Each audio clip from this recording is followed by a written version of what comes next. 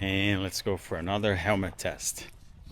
At this time, a very different one because I did the Shoei Neotech 3, the Arai Regent X. Now we're gonna do this one here, which is Sedici Sistema II. And I don't know, like I'm curious to see like what's how this, the decibels will be. This is a much more affordable helmet. And again, I did the same. So I put the microphone here, where my ear is, and then I'm gonna use the Dayton IMM6, the calibrated microphone, which is this one right here.